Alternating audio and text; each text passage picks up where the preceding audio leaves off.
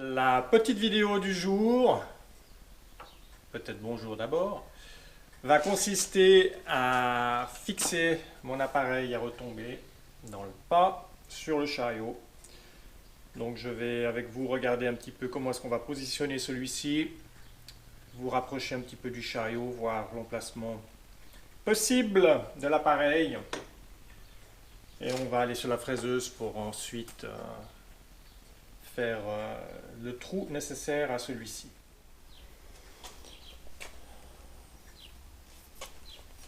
Cette magnifique technologie GoPro, on pense appuyer sur le bouton pour enregistrer, on fait une prise et on se rend compte qu'on n'a rien enregistré du tout. Je sais pas que ça à faire non plus, hein. Donc il faudrait que ça soit un petit peu plus performant mon histoire là. Allez, je recommence. On est donc sur le côté du chariot. J'avais ici un trou M8 que je pensais utiliser, mais il est beaucoup trop bas. Donc je vais devoir certainement en refaire un plus haut. J'ai l'inconvénient ici de ces trois emplacements de vis avec serrage sur écrou. Donc mon trou, très probablement, va se faire à ce niveau-là. Ce qui veut dire que là, je vais rester à l'axe de mon... Dans cette distance-là, je vais rester à l'axe. Et ça va être l'inclinaison de l'appareil qui ne va pas vraiment pouvoir être choisie lorsque celui-ci va être en prise. Étant donné que je vais avoir ma vis qui va passer, une fois que je serai en place, que j'aurai percé, je vais voir où je vais tomber. J'aimerais bien être quand même pas trop près ici de cet emplacement-là. Donc si je dois me mettre ici, ce que je veux dire, c'est que j'aurai pas vraiment le choix de l'inclinaison au final. J'aurais bien voulu l'avoir assez vertical, mais je suppose qu'il va être plus incliné, parce que ma vis va passer dans la partie, dans le demi-diamètre extérieur. Elle va venir taper là sur le bâti. Et c'est l'inclinaison de l'appareil qui va m'éloigner ou me rapprocher le trou que je vais devoir faire. Mais c'est pas bien grave. Il sera de toute façon suffisamment lisible tout de même. On va aller comme ça.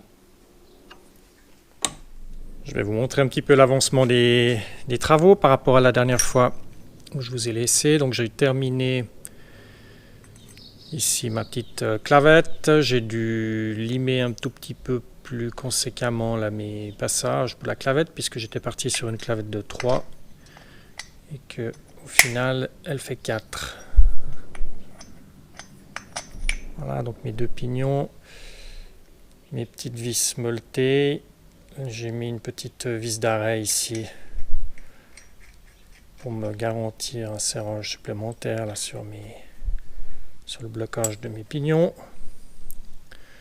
Et puis la partie supérieure, la même chose. Là, j'ai pas mis de petites vis de blocage, c'est pas nécessaire.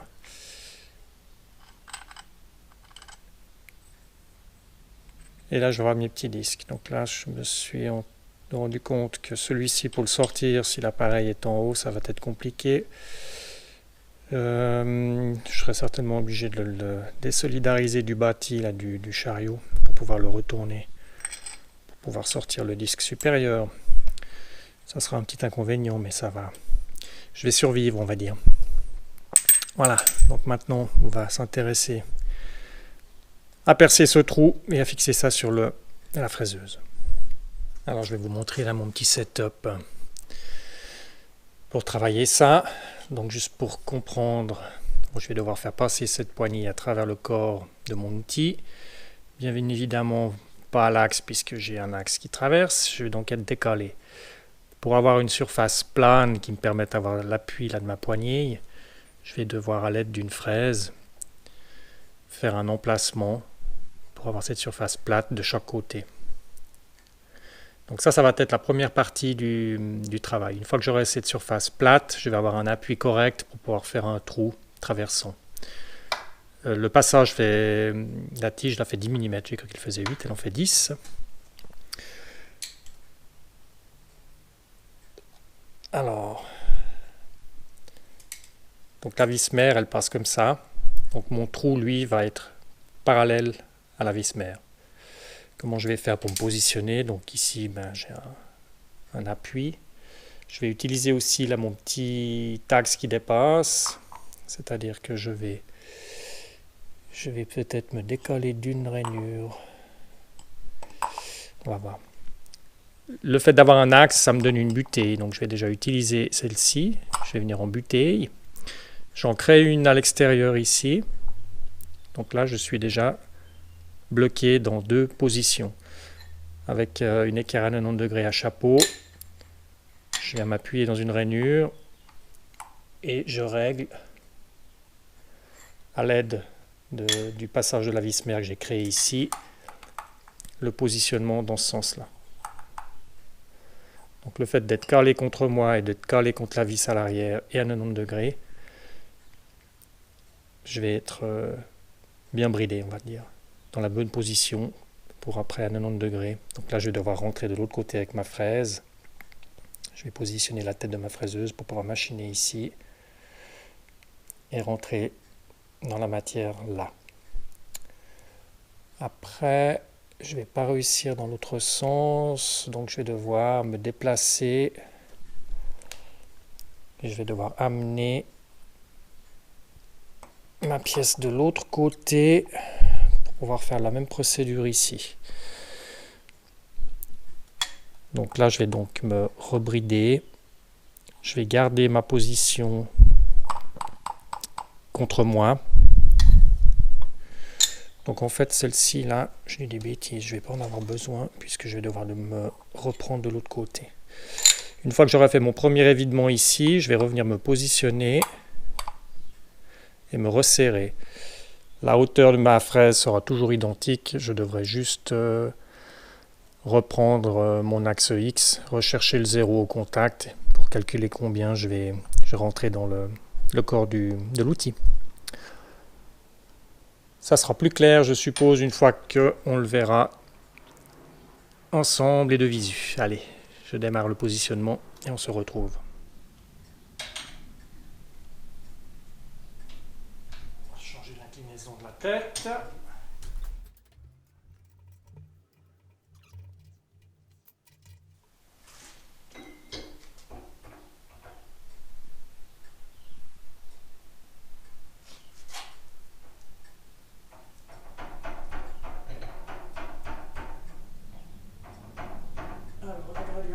Elle est dessus là. Ils ne mettent pas vraiment.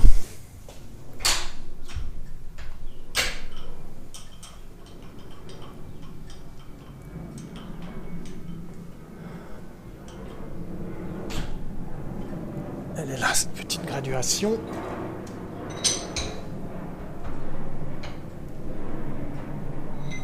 Bon.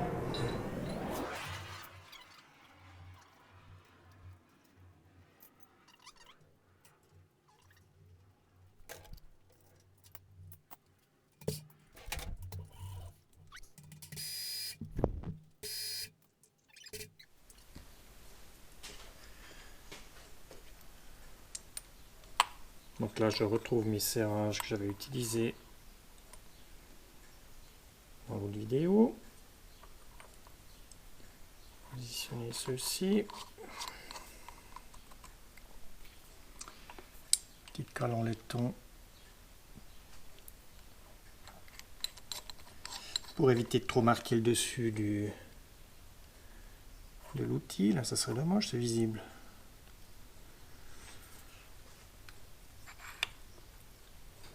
Et là,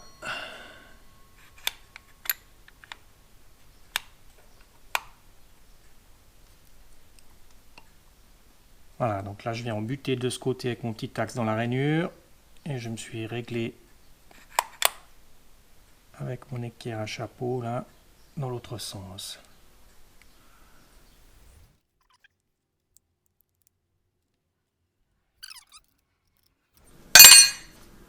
Je dis des bêtises encore une fois, ma fraise là elle doit avancer ici, le corps de l'outil, le corps de la fraise va toucher ici. Donc celui-là, c'est pas possible.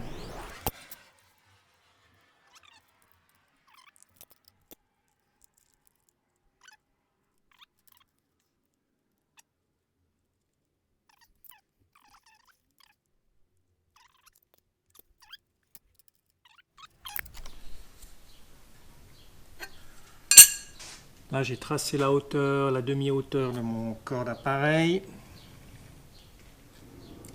Il va falloir que je me présente ici à l'œil.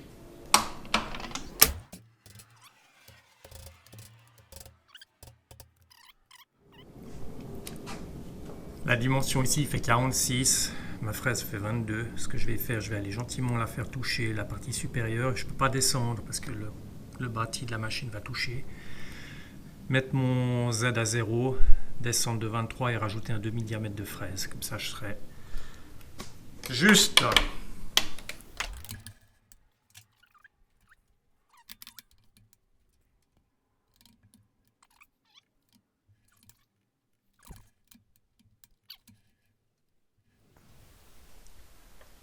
Donc, mon petit calcul était complètement faux. C'est la distance moins le demi-diamètre de la fraise. Ce qui veut donc dire 23 moins 11, moins 12. 11, 8, 11, 9, 12. Voilà, là je suis à la hauteur. Correct. Maintenant que ma fraise est avancée, je vais profiter de la faire tangenter contre le corps de l'outil. Ça va me donner mon point 0 pour savoir de combien je vais par la suite rentrer lors du machinage.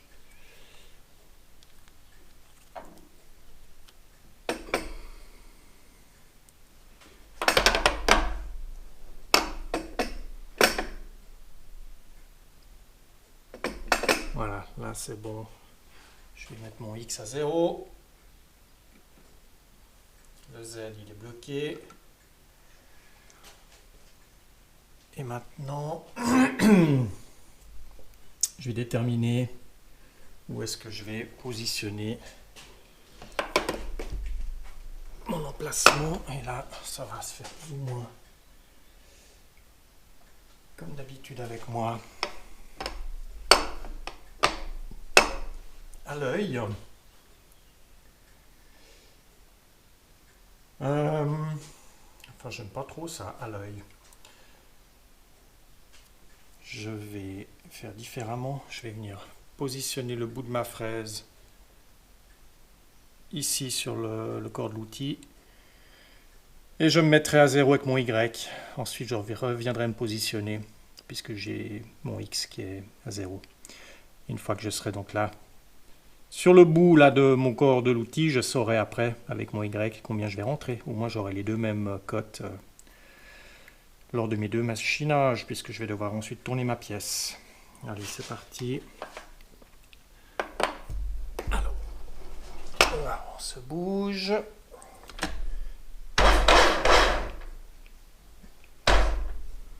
On vient à l'axe.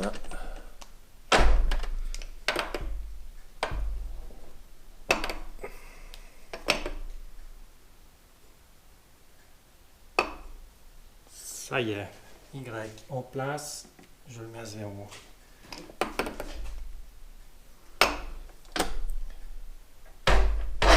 Je reviens à 0 sur mon X.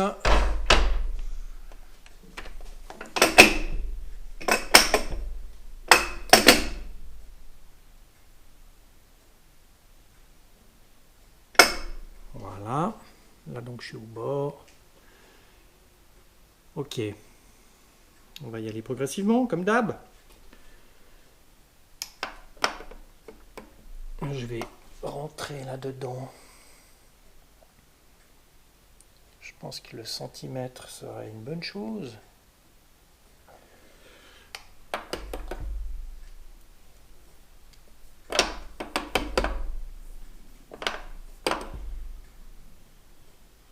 On va faire 8 mm pour commencer.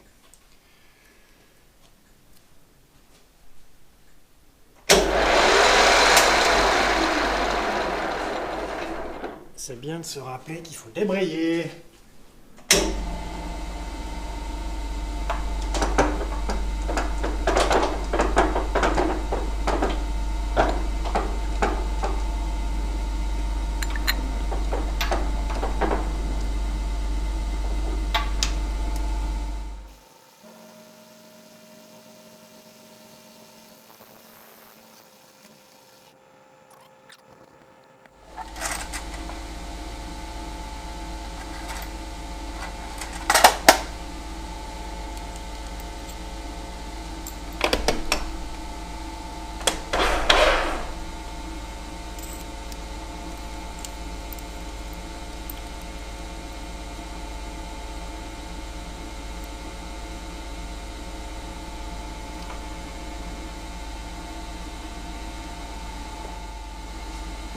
Ok. J'ai quand même pris le temps de vérifier un tout petit peu mes histoires là. C'est pas le moment de se brouter. Alors, qu'est-ce que j'avance?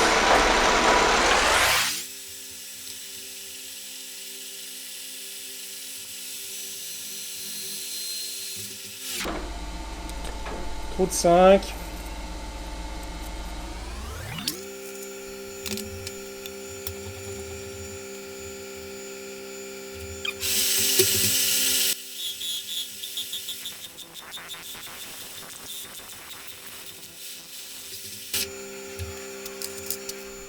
Donc j'ai bien fait de percer avant, ça me laisse justement voir qu'il faut que j'avance ici avec ma mèche de 20, en tout cas jusqu'au bord là, de mon trou. Sinon esthétiquement ça va pas le faire. Donc je vais compléter maintenant le trou avec ma fraise. C'est pas une fraise de 20, en plus c'est une fraise de 22. Donc ma fraise de 22, je vais la faire avancer jusqu'au bord ici du perçage.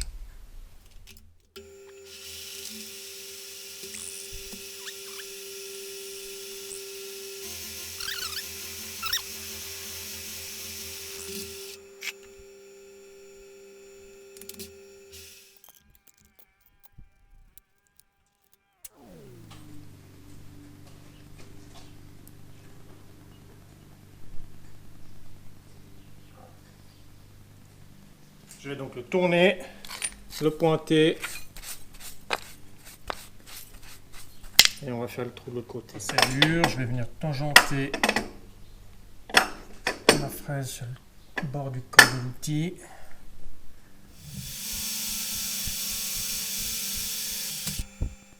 Retour sur le tour. J'ai rallongé la vis de ma poignée. Et maintenant, il va s'agir de tourner une pièce d'appui qui va faire le lien entre le côté du chariot et l'outil. J'ai un rondalu là qui fait une trentaine de millimètres de diamètre. Je vais laisser les 30 sur la gauche, ça me fera une meilleure assise. Et je vais ensuite diminuer le diamètre ici pour qu'il rentre dans le logement que j'ai fait avec ma fraise.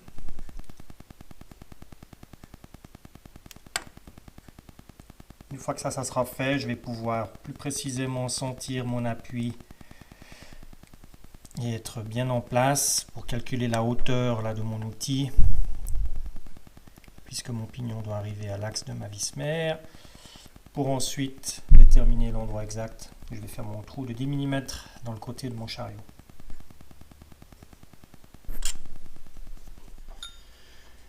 Donc là, je vais m'apprêter à tourner cette petite barre en alu.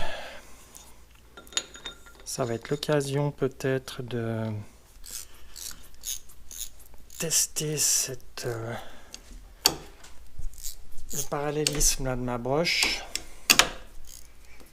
puisque la barre d'alu, je ne vais pas la prendre entre contrepointes, mais je vais juste la machiner sur la longueur. Là. Donc de prendre une mesure près du mandrin et une au bout, et de voir la différence. Et ça va me donner le résultat par rapport à l'alignement là, de mon bâti avec ma broche, que j'ai déjà essayé un petit peu de régler, mais c'est plus compliqué que cela ne le paraît en fait. Branchement, on allume le variateur.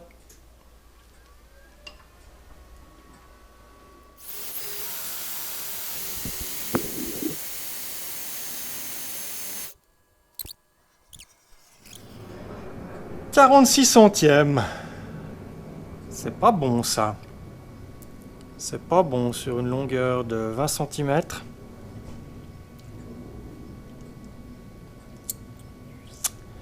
Donc je suis plus gros ici. Ce qui veut dire que j'ai tout le bâti qui doit bouger de ce côté-là.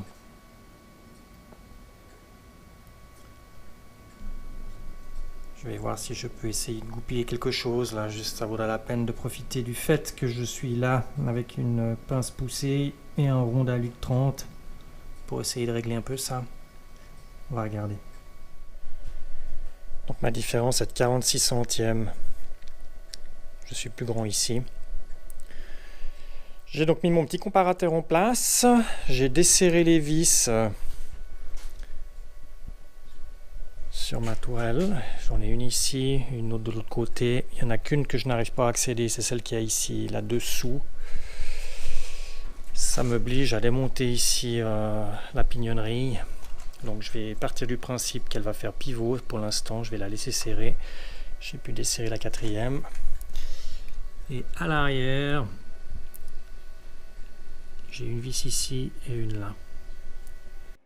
Le réglage de cette broche ne se fait pas comme sur certaines où on a donc des vis de chaque côté qui permettent de pousser et de tirer celle-ci. Les vis là qu'on voit sur l'image figée, ce sont celles qui viennent tirer donc tout le bloc de la broche du côté des vis. Et pour arriver à créer donc un angle, pour corriger un angle, il faudrait utiliser des clinquants de précision qui viendraient se glisser entre le bâti de la broche et le bâti du pied du tour. Donc je vais desserrer un peu celle-ci pour essayer que tout mon bloc revienne de ce côté-là. Mais j'ai pas d'autres vis de l'autre côté qui poussent, c'est ça qui est un tout petit peu... J'ai cru que c'était celle-ci, mais en fait non, ces deux-là, elles viennent me fixer le bâti de la boîte à vitesse. Elles n'ont rien à voir avec l'incidence là de la broche. C'est juste ça qui est un tout petit peu gênant, on va dire. C'est qu'il n'y a rien pour pousser de ce côté. Donc je vais déjà essayer là de voir ce que ça donne, si je peux venir un petit peu de ce côté en desserrant de l'autre côté, puis en tapant avec mon maillet un tout petit peu, voir si j'ai une incidence sur l'aiguille là de mon comparateur.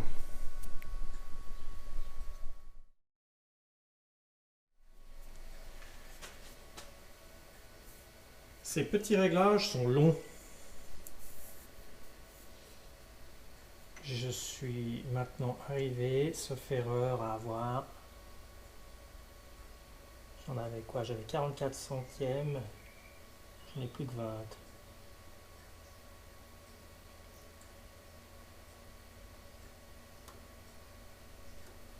« 28 539.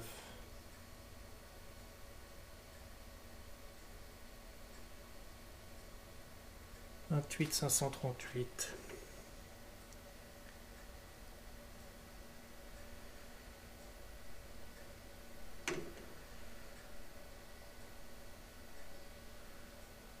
« 520.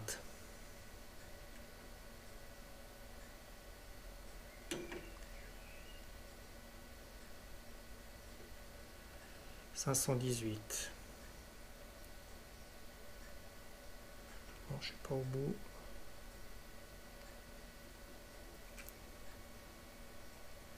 Pas évident sur un petit diamètre là de 518. 518 et j'ai dit quoi l'autre côté? J'ai déjà oublié la mémoire de souris. 538, 518. J'ai 2 centièmes. 2 centièmes là-dessus. Ça va bien faire comme ça. Allez, ras-le-bol.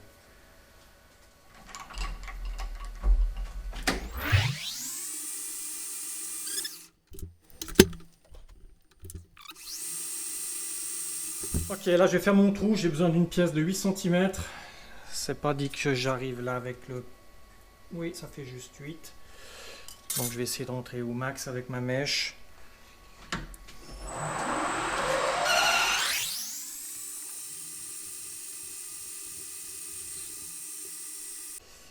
Je ne peux pas précouper ma pièce et la re-rentrer plus loin. J'ai pas de bague de...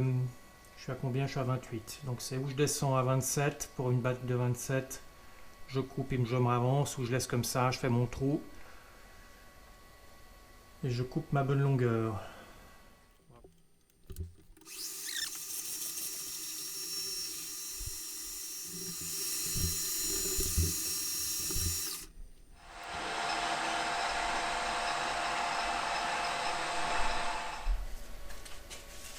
Je vais au final descendre ce diamètre ici à 27, vu que j'ai une pince de 27. Ça me facilitera la reprise par la suite.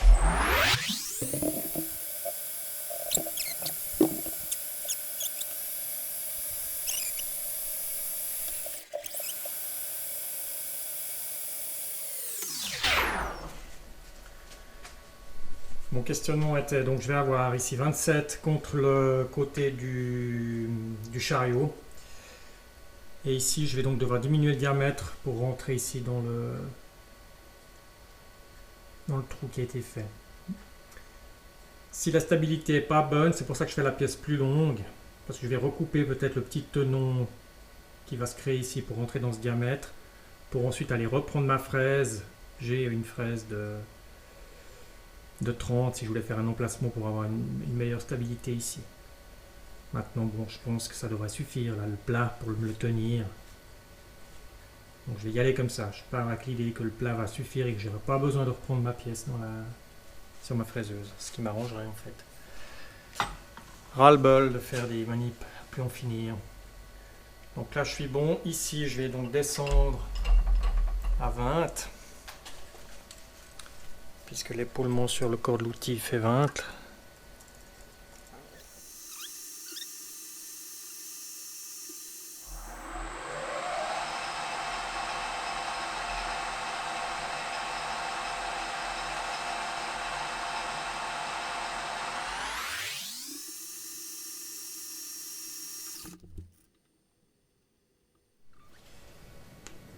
Là mon épaulement il rentre. Donc maintenant je vais couper ma longueur nécessaire. 8.4 environ.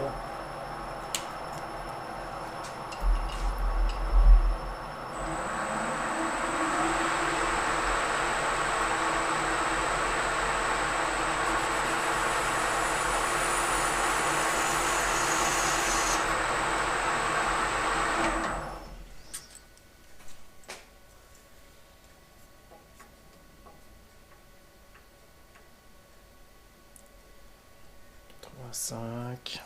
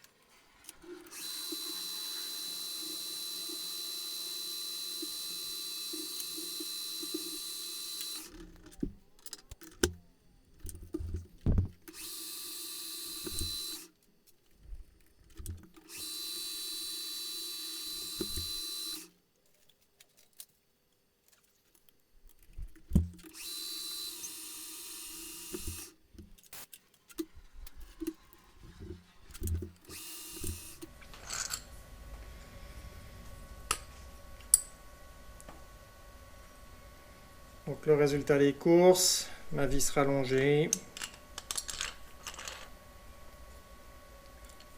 qui passe à travers mais visiblement qui est trop courte. Je sais pas qu'est-ce que j'ai foutu.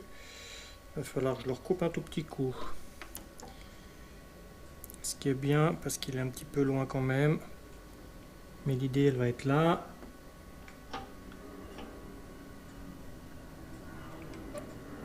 Donc il faut que je me mette de l'autre côté pour voir si je suis bien au milieu de la vis mère avec mon petit pignon. Et mon perçage de 8 va se faire plus ou moins par ici. Donc quand il sera en pression sur la vis mère, il sera comme ça. Et lorsqu'il sera dégagé, là, il sera là. Donc ça avance. Encore une fois, lentement mais sûrement. Je suis pas super satisfait de l'esthétique de ce côté-là. La partie ici.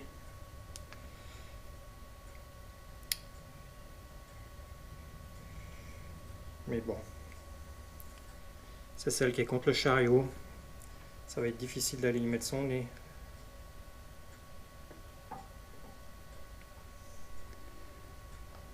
Donc je pense que ça va rester comme ça.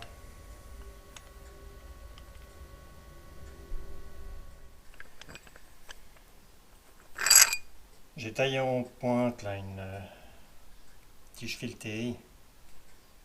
Ça me fera mon positionnement. Donc je vais mettre en place ici l'appareil à la bonne hauteur par rapport à la vis mère. Il va s'agir de donner un coup de marteau à l'arrière de la tige filetée pour pouvoir marquer l'emplacement.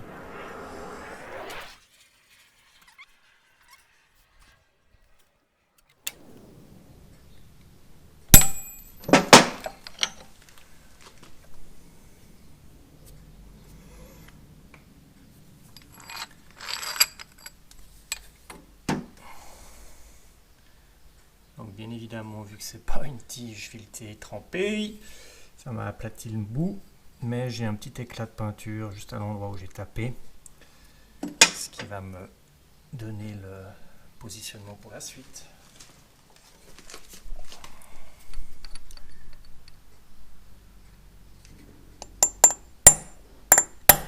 Voilà qui est mieux. Coup de pointeau. Donc là, je vais faire un avant-trou à 5 mm. J'ai pu estimer l'épaisseur de la paroi là par rapport déjà au trou qui est en dessous et par rapport à une vidéo que j'avais faite où j'avais filmé l'intérieur.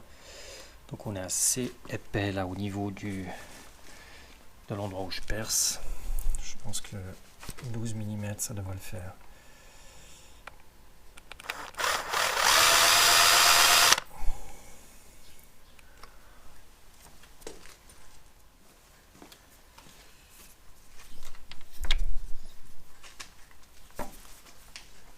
Mon petit aimant, ça va me retenir un petit peu la limaille.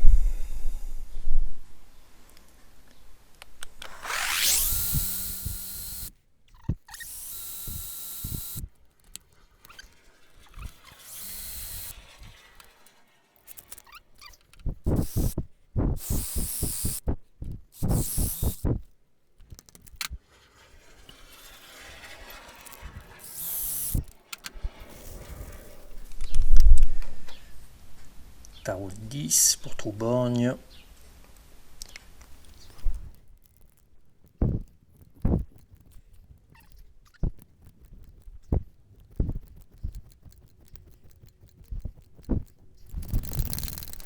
Allez, moment de vérité.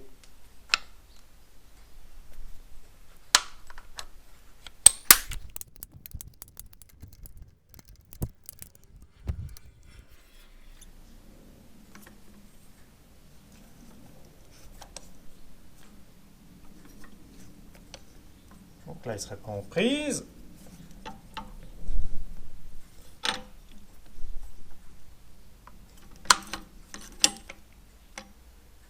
Et là, par contre, il le serait.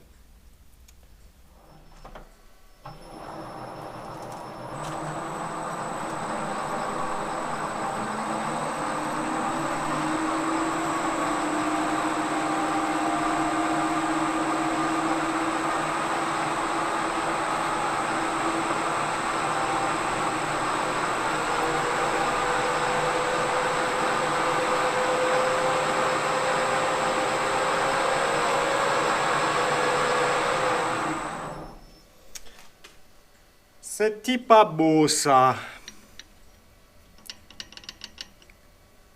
Donc là, j'ai mis mon grand pignon.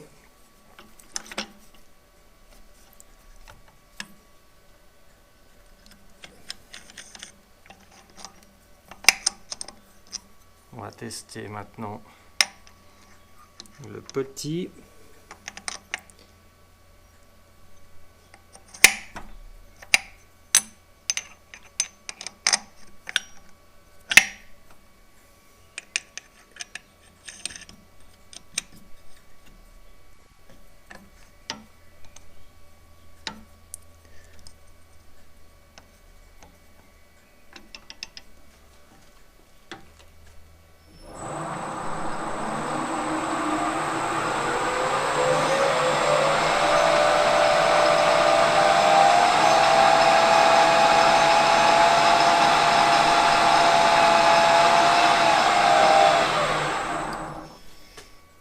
Donc la prochaine étape, il y en a eu de ces étapes quand même hein, pour le fabriquer ce petit. Je vais attaquer le gravage des disques. Peut-être je vais profiter de vous expliquer un petit peu les répartitions nécessaires par rapport au filetage à effectuer sur mon tour et le petit calcul justement pour trouver par rapport au pignon avec le nombre de dents du pignon combien de divisions nécessaires pour un filetage donné.